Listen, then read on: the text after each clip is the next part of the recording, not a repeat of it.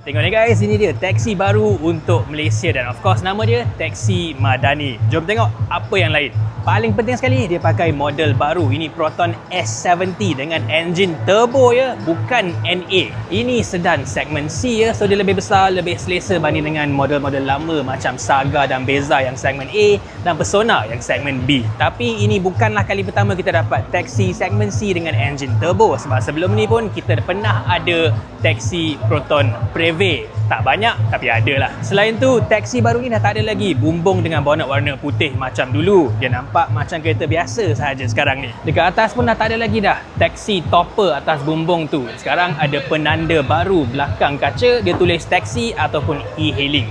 Yang putih sikit stiker di C-pillar di belakang ni dengan corak bunga. Dia buat macam ni supaya taksi pun sekarang nampak macam kereta biasa sahaja. Matching lah dengan Grab, dengan Ride semua. Plus merah ni ruby red yang baru ya, bukannya passion red lama yang memang dah nampak macam taksi pun. Yang uniknya, taksi sekarang pakai JPJ E-plate terbaru. Belakang warna putih, tulisan warna merah. Ini style sama dengan plate EV, tapi border tepi ni kelabu bukan hijau dan dia punya tulisan pun merah bukan hitam. Plate GET ni pun baru, maksud dia gabungan e-hailing dan taksi, dan ini unik untuk Proton S70 taksi ni sahaja. Dekat dalam pula dia pasangkan Android player ni sebagai the digital meter dan disambungkan dengan GPS yang ditaruh atas dashboard.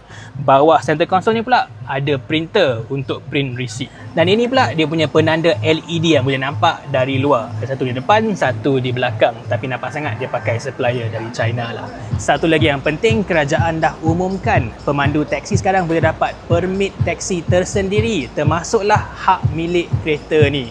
Tak payah lagi pakai skim sewa ataupun pajakan macam dulu. Plus, dia dah bekerjasama dengan Proton untuk menawarkan pakej pembiayaan yang lebih mampu milik. Seperti biasa, taksi ni dapat pengecualian penuh dari duty excise dan cukai jualan. Jadi, harga S70 taksi ni sekitar RM65,000 sahaja berbanding RM80,000 untuk Proton S70 Premium for normal buyers. S70 Premium ni kira variant pertengahan lah. Dia masih ada LED light di depan, light bar di belakang dan dalam ada leather seat pun. Engine dia 1.5 liter turbo dengan 4 silinder terbaru penuh berkuasa dengan timing chain sekali dan dipadankan dengan a 7-speed dual clutch transmission. Satu benda yang mungkin pemandu taksi akan risau sikit adalah kos nak bela engine turbo ni maybe slightly more expensive, dan penggunaan minyak dia pula likely lebih tinggi lah kalau compare dengan Beza biasa.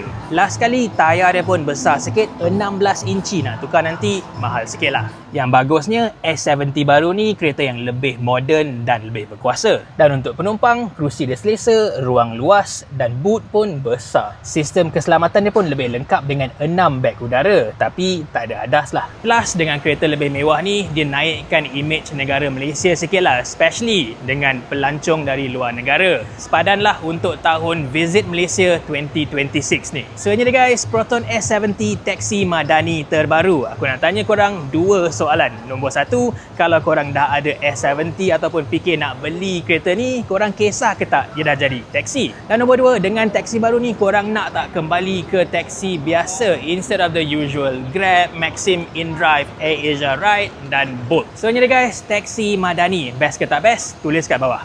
Ciao.